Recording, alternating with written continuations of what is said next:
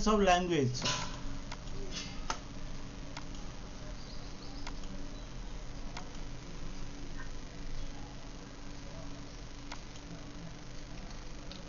কি কি উপাদান পেয়েছো এতক্ষণ?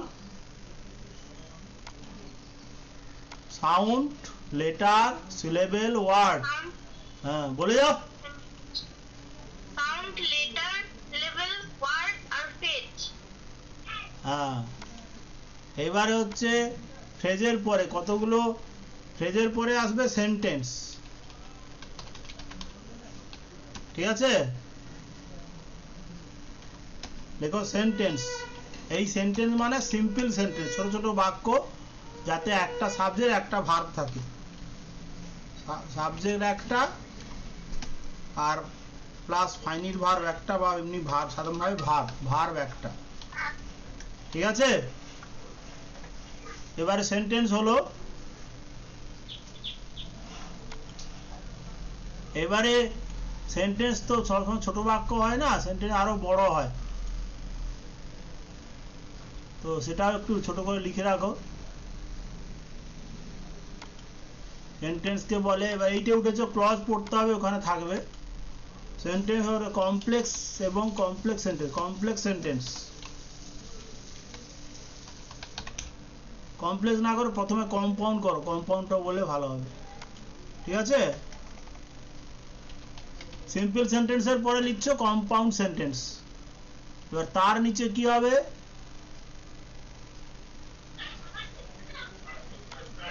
এটা হচ্ছে কমপ্লেক্স সেন্টেন্স। কমপ্লেক্স সেন্টেন্স, বাবা এ জুম ডাউনলোড করেছে? না না, বাবা তো এখন কাজ করছে, বাবাকে বলেছিলাম। কবে বলছিলি? কালকে থেকে বলেছি, আর আজকে বলেছিলাম? আজকে বললে? হ্যাঁ, ঠিক আছে।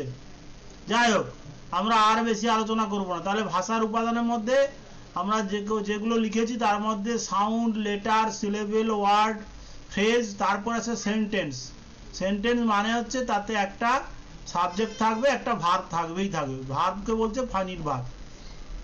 এই যে ভার্ব আগের দিনে কি আলোচনা হয়েছে, ভার্ব মানে হচ্ছে সেটা কি, বাক্যের হৃৎপিণ্ড।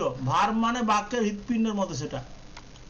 তো সেই হৃৎপিণ্ড বা তার ফর্মটাই হচ্ছে আসল আমাদের শেখার, কারণ ভার্বের ফর্মটাই হচ্ছে টেন্স।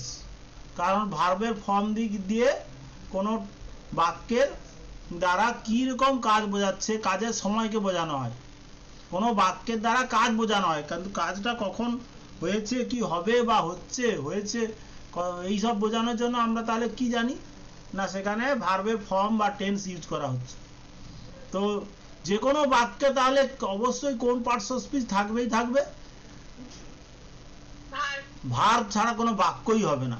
একটা বাক্যের মধ্যে অ্যাডজেক্টিভ নাও থাকতে পারে, কিন্তু তাতে ভার্ব থাকবেই থাকবে। তাহলে আমরা এইখানে চলে আসছি যে কেন আমরা টেন্স শিখবো, টেন্সের এত গুরুত্ব কেন। তাহলে টেন্স মানে আমরা কি জেনেছি, হ্যাঁ, টেন্স কাকে বলে, কাকে আমরা কি করেছি,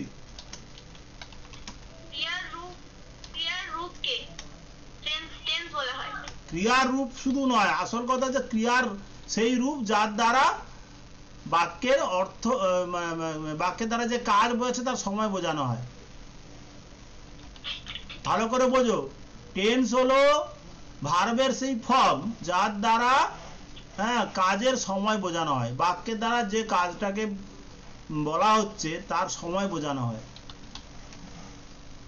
এখনো ক্লিয়ার আইডিয়া হয়নি?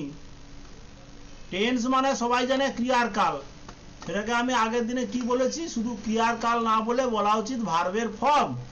যে ভার্বের ফর্ম বা রূপ কি করছে না, বাক্যের দ্বারা যে কাজটা বোঝানো হচ্ছে তার সময়কে বুঝতে সাহায্য করছে, সেই জন্য বলা হচ্ছে tense equal to verb form.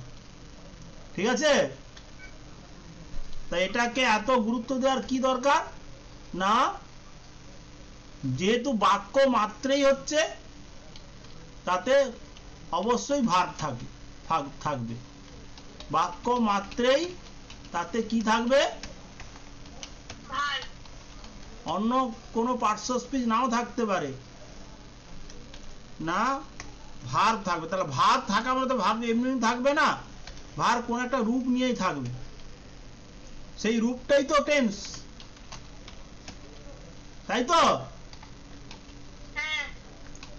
সেটাকেই টেন্স বলি। তাহলে যেহেতু ভাব ছাড়া বাক্য হয় না, আর বাক্য ছাড়া মনে ভাব প্রকাশ হয় না, সেই কারণে আমাদের টেন্সটা অবশ্যই শিখতে হবে, কারণ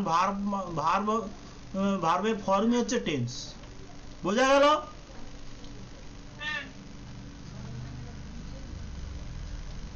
তাহলে কি বুঝলে বলো?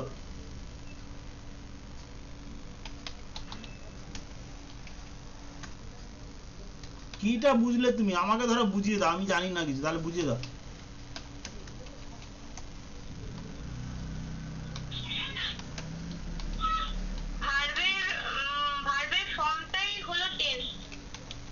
তাতে কি হয়েছে? তাতে লাভটা কি ক্ষতিটা কি? ভার্ব ছাড়া কোনো বাক্য গঠন হয় না। আর আর ভার্বটা বাক্যের মধ্যে থাকে মানে সে কোনো না কোনো রূপ নিয়েই থাকে, ফর্ম নিয়েই থাকে, আর সেই ফর্মটাই তো টেন্স, কারণ ওই ফর্ম দিয়ে কাজের সময় বোঝানো হয়। তাহলে আমরা টেন্স বা ভার্ব ফর্মটা না জানলে কোনো বাক্য সঠিকভাবে তৈরি করতে পারবো না, এটা হচ্ছে আসল কথা। টেন্স বা ভার্ব ফর্ম না জানলে আমরা কোনো টেন্স বা ভার্ব ফর্ম ভালো করে না জানলে, দেখো এটা ভালো করে না জানলে কোনো বাক্য সঠিকভাবে তৈরি করতে পারবো না।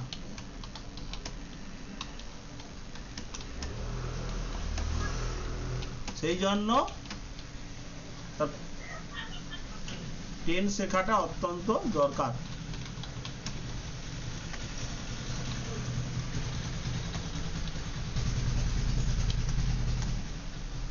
ঠিক আছে?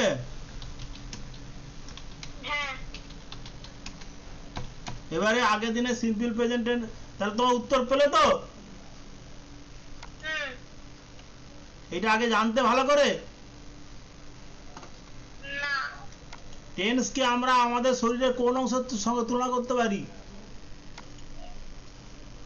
কিন্তু আগের দিনে বলে হৃৎপিণ্ড বা হার্টের সাথে। হার্ট বিকল হলে যেমন মানুষ বা যে কোনো প্রাণী যাদের হার্ট আছে তারা থাকবে না, অসুবিধায় পড়বে, ঠিক তেমনি ভাবে টেন্স না জানলে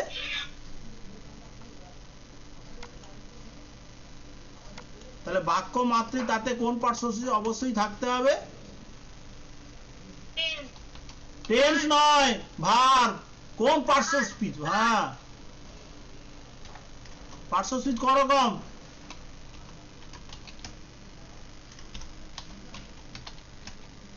পার্টস অফ স্পিচ কত রকম?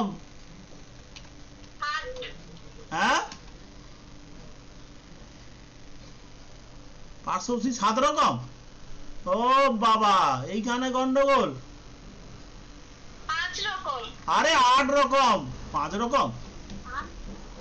হ্যাঁ, noun, pronoun, verb, adverb, preposition, conjunction, interjection, adjective, adverb. এই যে এরকম হাতে noun, pronoun, adjective, verb, adverb, 5টা হয়ে গেল। প্রিপোজিশন, কনজাংশন, ইন্টারজেকশন, এরকম দেখিয়ে বলো। পার্টস অফ স্পিচ 8 রকম।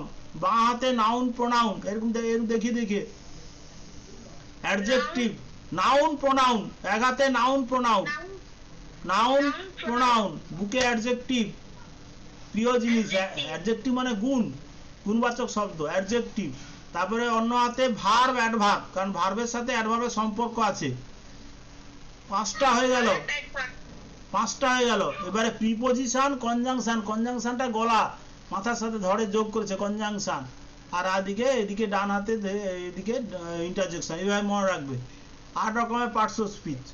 তাহলে এই 8 রকম পার্টস অফ স্পিচ মানে কি? এরা হচ্ছে হাজার হাজার শব্দকে এই 8টা গ্রুপে ভাগ করেছে। পার্টস অফ স্পিচ জিনিসটা কি না, পার্টস অফ স্পিচ হলো সেই গ্রামারের সিস্টেম যার মাধ্যমে লক্ষ লক্ষ কোটি কোটি শব্দকে 8খানা গ্রুপে ভাগ করেছে। সেই 8খানা গ্রুপকেই বলছি আমরা পার্টস অফ স্পিচ। তো এই গ্রুপের মধ্যে ভার্ব অনেক আছে, কিন্তু ভার্ব ভার্বের মতো গুরুত্বপূর্ণ পার্টস অফ স্পিচ অন্য কিছু হয় না, কারণ ভার্ব ছাড়া বাক্যই হবে না। হ্যাঁ, তো সেইটাই আমরা জানলাম আজকে। ঠিক আছে, আজকে আমি আর এই সময় ক্লাস করব না, শুধু কন্টিনিউয়াস টেন্সটা বলে দিই। আচ্ছা, টেন্স শেখার জন্য কি কিভাবে কোন কোন দিক থেকে এগোতে হবে বলেছি, কোন কোন জিনিস শিখলে আমরা টেন্স শিখতে পারবো। আগের দিনে লেখাটা পাঠাইনি আমি, ওই পাঠাইনি। হ্যাঁ হ্যাঁ, ফোনে মনে হয় আমি বোধহয় পাঠাইনি মনে হচ্ছে। কখন এই টেন্স ব্যবহার হবে, মাতৃভাষাতে কেমন ক্রিয়াপদ হবে, ইংলিশে কেমন ক্রিয়াপদ হবে, আর বিশেষ নিয়ম, এই তিনটে জিনিস জানলে টেন্স শেখা হয়ে যাবে। কখন এই টেন্স ব্যবহার হবে, তারপরে বাংলা ভাষাতে এই টেন্সের রূপটা কেমন, ইংরেজি ভাষাতে রূপটা ছক বা রূপ কেমন হবে, আর বিশেষ নিয়ম, এই চারটের দিক থেকে জানলে টেন্সটা শেখা হবে। আর ভাষা শিক্ষার চারটের দিক কি কি বলেছিলাম? রাইটিং, রিডিং, রাইটিং, স্পিকিং আর লিসেনিং। হ্যাঁ, সেইরকম ভাবে আমাদের এটাও মনে রাখতে হবে, টেন্স শেখা মানে কখন ওই টেন্সটা ব্যবহার হয়, বাংলা ক্রিয়াপদের রূপটা কেমন হয়, আর হচ্ছে আর কি, আর ইংরেজিতে কেমন হয়, ইংরেজি ভার্ব ফর্মটা কেমন হয়, বাংলা ক্রিয়াপদ কেমন, ইংরেজি ভার্ব কেমন। হ্যাঁ, আর বিশেষ নিয়ম, বিশেষ নিয়ম, বিভিন্ন টেন্সের বিশেষ নিয়ম।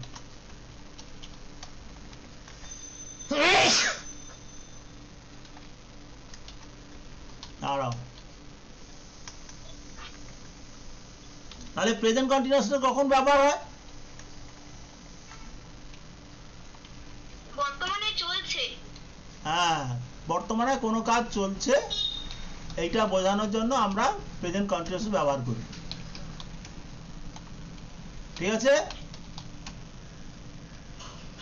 আর বাংলা ক্রিয়া রূপ কেমন হয়, I am eating, I am eating এর বাংলা কি হয়? আমি খাই। হ্যাঁ, এই তো পড়াশোনা। আমি খাই, আই অ্যাম ইটিং মানে আমি খাই, আই ইট মানে আমি খাই, কালকে শেখানো হলো। আই ইট মানে আমি খাই, আই অ্যাম ইটিং মানে খাচ্ছি, তাহলে আমি খাচ্ছি। হ্যাঁ, আমি খাচ্ছি, তাহলে আই অ্যাম ইটিং আমি খাচ্ছি, উই আর ইটিং আমরা খাচ্ছি, ইউ আর ইটিং তুমি খাচ্ছ, ইউ আর ইটিং তোমরা খাচ্ছ, আর হচ্ছে he or she is eating সে খাচ্ছে, দে আর ইটিং তারা খাচ্ছে। এইটা এই ছড়াটা আগে বলে ফেলো, আগে বলো। আই অ্যাম ইটিং আমি খাচ্ছি, আই অ্যাম ইটিং আমি খাচ্ছি, উই আর ইটিং আমরা খাচ্ছি, ইউ আর ইটিং তুমি খাচ্ছ, ইউ আর ইটিং তোমরা খাচ্ছ, হি অর সি ইটিং সে খাচ্ছে, he or she is eating, he or she is eating হ্যাঁ সে খাচ্ছে, আর দে আর ইটিং তারা খাচ্ছে। হ্যাঁ, তাহলে এখান থেকে তুমি বাংলা ক্রিয়াপদ রূপ কি পাচ্ছ না, তেছি তেছো থাকে, তেছি তেছোটা থাকে। ঠিক আছে, আর ইংলিশে তোমার সাবজেক্ট, অ্যামিজার আর ভার্বে আয়োজিত রূপ। এই যে আমি পাঠিয়ে দিয়েছি দেখো, টেন্স শেখার বিভিন্ন দিক, কালকে যেটা ছিল, কালকে এটা আমি গ্রুপে যোগ গেছে, হ্যাঁ গ্রুপে, কালকে একটা গ্রুপে যোগ করছি, ওই কটা ছেলে গ্রামার শেখে, ওদের সাথে ওখানে আমি কটা জিনিস পাঠিয়ে দিয়েছি মনে, কালকে না হলে আবার পাঠিয়ে দিচ্ছি, এইভাবে করবে। আর প্রেজেন্ট কন্টিনিউয়াসের বিশেষ আর নিয়ম কিছু নেই, ওই অ্যামিজারের ব্যবহারটা জানতে হয়, কোথায় অ্যাম কোথায় ইজ কোথায় আ। তাহলে বর্তমানে কোনো কাজ চলছে এটা বোঝাতে গেলে প্রেজেন্ট কন্টিনিউয়াস ব্যবহার হয়, আর এর বাংলা ক্রিয়া আমি ভাত খাচ্ছি, মাদার সেন্টেন্স বা ইত্যাদি, আর হচ্ছে তোমার বাংলা ইংলিশ হচ্ছে সাবজেক্ট প্লাস অ্যামিজার প্লাস ভার্বে আয়োগযুক্ত রূপ, আর ওইটুকু জানলেই হবে, আর কিছুই না। এবার প্রেজেন্ট কন্টিনিউয়াসের এরকম ছড়াটা লিখে ফেলতে পারো। প্রেজেন্ট কন্টিনিউয়াসের ছড়াটা যেটা বললাম না, আই অ্যাম ইটিং আমি খাচ্ছি, উই আর ইটিং আমরা খাচ্ছি, ইউ আর ইটিং তুমি খাচ্ছ, ইউ আর ইটিং তোমরা খাচ্ছ, he or she is eating সে খাচ্ছে, দে আর ইটিং তারা খাচ্ছে। ঠিক আছে, লিখে বলো এক্ষুনি, এক্ষুনি লিখে হয়ে যাবে। ছক বানাও একটা,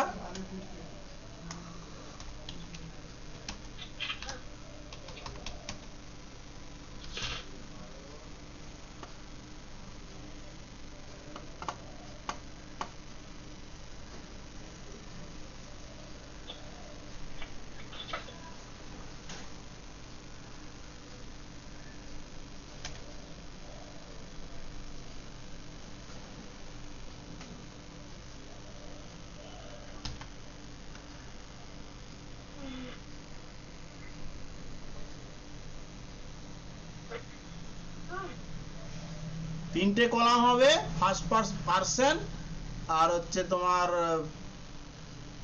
বাক্য, আর দুটো column singular plural, person singular plural. বুঝতে পারছো কেমন করতে হবে এটা? প্রথমে কলামটা ছোট করবে, ওইটা শুধু পার্সনটা লেখা হবে, আর সিঙ্গুলার প্লুরাল।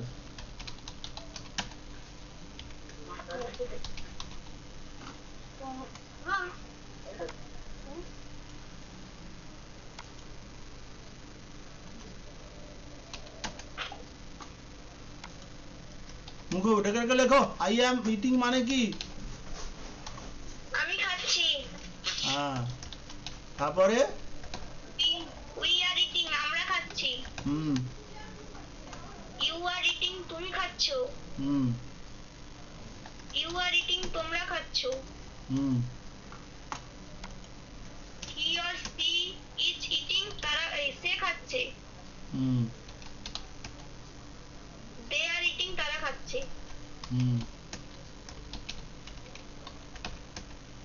এরকম করে বাকি টেন্স গুলো করে ফেলবে। ইট ভার্ব দিয়েই করবে, তাতে কি হবে, একটা ভার্ব দিয়ে থাকলে সবগুলো এতে তফাৎগুলো বুঝতে পারবে। ঠিক আছে?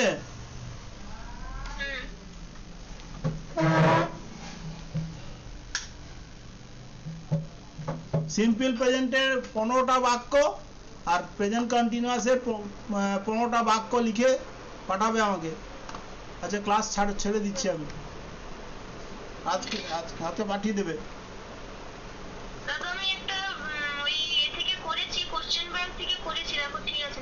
ফোন করে দেখালে হবে না, হোয়াটসঅ্যাপে পিডিএফ করে বা এমনি ছবি করে পাঠাতে হবে। দাঁড়া দেখছি, দেখি এখন সময় নেই, আমি বেরোবো। আমি দেখি এটা কি হয়েছে, দেখি তো বোঝা যাচ্ছে না রে। বার্ডস কি এটা কি, ওর ছবি তুলতে শেখ।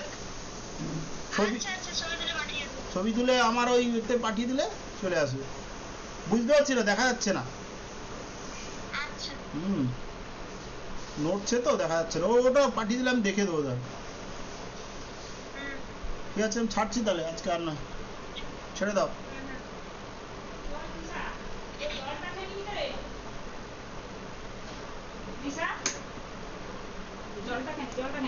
তুমি ম্যাডামকে বলেন একটু কলেজ থেকে যাও।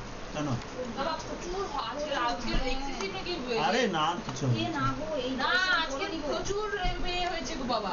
তুমি আজকে বলে দিয়েছে খবরে, বড় হাওয়া দিচ্ছে। একটু রাত্রে যাও, একটু শরীর খারাপ করবে না, একটা ভুট্টার বাড়ি অফ করে দাও, পয়সার দরকার নেই। কি অবস্থা? না আজকে বলে দিই খবরে বলে কাউকে বলতে